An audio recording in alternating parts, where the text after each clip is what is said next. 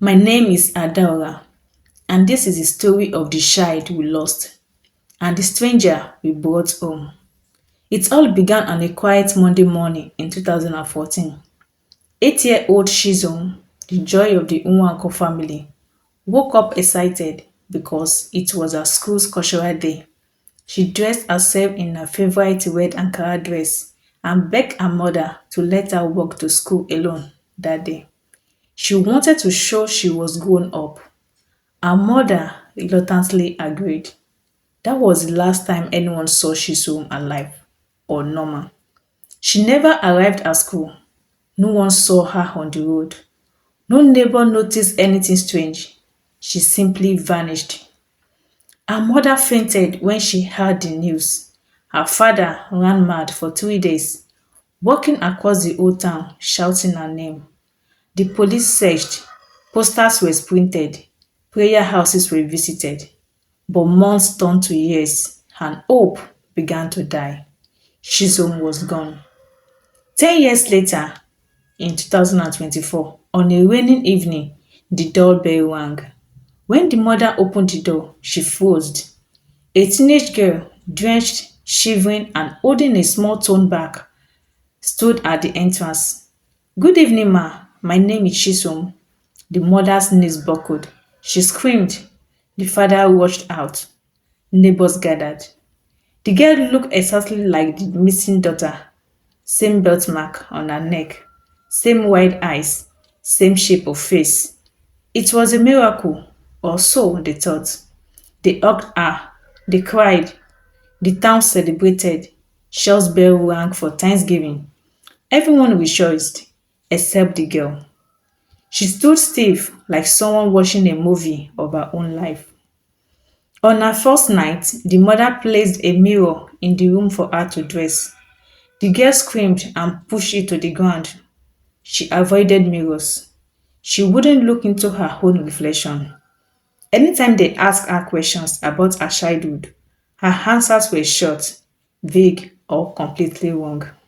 She said she remembered their dog, but the family never owned a dog.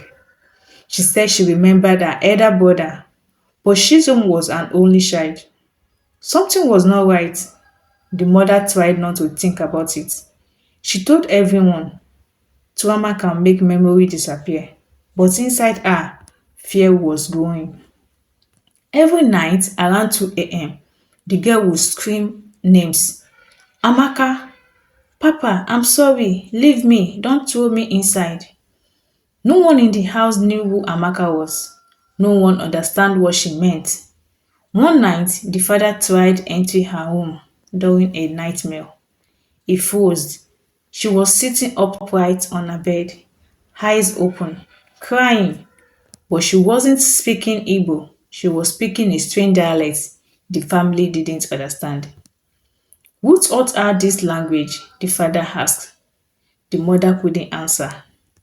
One afternoon, while the girl was bathing, the mother entered the old room where Shizom used to sleep before she disappeared. She found the teenage girl bag hidden under the bed. Curiosity pushed her to open it. Inside, she found a rusty wristwatch, a small Bible, a knife, and a photograph. A photo of three children, two girls and a boy, standing in front of an abandoned building. One of the girls looked exactly like the supposed Shizo, but the other two were complete strangers. At the back of the photo, to my sister Amaka, always remember me. The mother's heart dropped. Who was this Amaka? Where was this building? And most importantly, who was the girl living in her house? The mother comforted her gently. My daughter, who are these people? The girl panicked.